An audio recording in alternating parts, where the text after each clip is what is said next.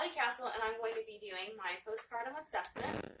So first, I'm going to go into the room with clean hands and a clean pair of gloves, and make sure I have the correct patient by looking at their wristband, which I do, and I'm going to start off by doing their vitals. So I'm going to go ahead and do their blood pressure.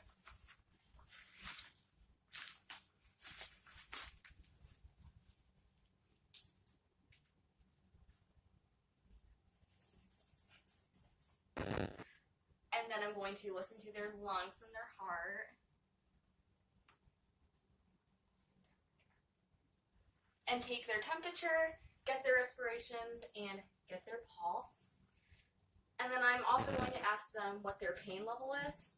So what's your pain level been lately on a scale of 0 to 10? I feel good. It's 0. Okay, so you feel like you don't need any pain meds? No, what I've had must be working. Okay. And then I'm going to move on to the breasts, and I would palpate them to feel if there's any tenderness to them, if they're full, if they're soft, and then I would ask about their nipples. So are your nipples cracked? Are they red? No, they're a little tender, but Okay. they seem fine. They're probably what they should be doing right now. Are you lactating? Yes, and I would like to meet with the lactation nurse. Okay. So you plan on breastfeeding? Yeah. Okay. So you want to make sure that you keep having stimulation with your nipples to keep your milk coming in. Okay. Okay. So then I'm going to have the patient... Sorry, if I decide that I don't want to breastfeed and they hurt, what should I do? You can put cabbage leaves on them, and it acts as a natural anti-inflammatory and will help drive the milk. Okay.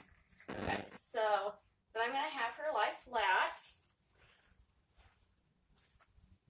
And I'm going to be feeling the uterus, and I'm going to be using the two-handed technique. One hand on the pubic symphysis, and then the other hand. Okay. I've had real kids, so nothing can faze me. Okay. And I'm just going to be feeling the fundus of the uterus and just pressing down. And the tone is good, and I'm 2 finger lengths away from the umbilicus. And it's positioned appropriately. And then do you have any tenderness with it at all? Yeah, it's sore. It's crampy. It's crampy? Yeah. Okay. What does that mean?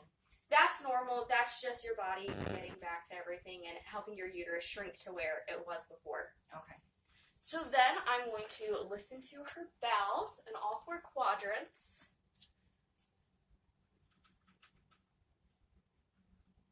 And they're active in all 4 quadrants, and to palpate her abdomen.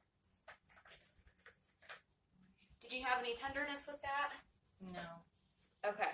And then are you passing gas? Yes. Okay. And the last time you had a bowel movement? It's been a couple days, I think. Okay. So we could get you some stool softeners to help speed things up and so it's not so painful to go. Okay. And then also I'd ask when she urinated last. I'm trying to get up every now and then. I don't know how often should I, if I don't feel like I have to go, should I still go? Or Yes, so you should be trying to go at least every 2 hours because if you have a full bladder, it can prevent the uterus from shrinking back down to the size it was. Okay. Okay. And then I'm going to ask about the lochia. So how much bleeding are you having?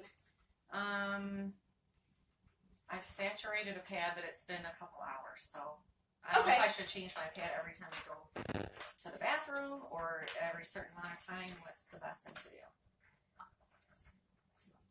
I would change it every 2 hours and then see how much you're bleeding in an hour duration. Okay. Okay, and what color is it? It's been like pink and Okay. not quite bright red like it was. Okay, if it were to go bright red again, then that could mean that you're up too much and having too much activity, so that just means you need to rest a little bit. Okay. Okay, and then I'm going to have her lay on her side, and I'm going to check her perineal cavity. And I'm just going to look, if there's any redness or edema, and the RETA is redness, ecchymosis, edema, drainage, and approximation.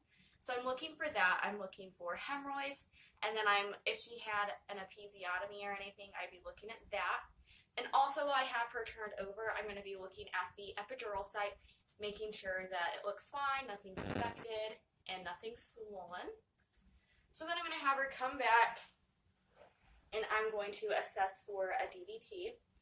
So I'm I'm going to check the calves and have them just flex the foot. And are you having any pain or tenderness at all with it? No. Any heat or redness or swelling at all? No, Okay. I noticed. Good. So then I would just assess for emotions while I'm doing all of this. Is she interacting with the baby? Is she crying? Is she responding to questions appropriately? And that's how I would determine the emotional part of it. And then if she did have a cesarean, I would look at her IV site, making sure that there is no redness, no edema, and no pain. And then I would look at the Foley, make sure that it's draining properly, make sure that it's staying clean. And then I would also look at the incision site. It should be between 4 to 8 inches long, making sure that it's staying clean. And then I would look at what it's closed with. And that's it.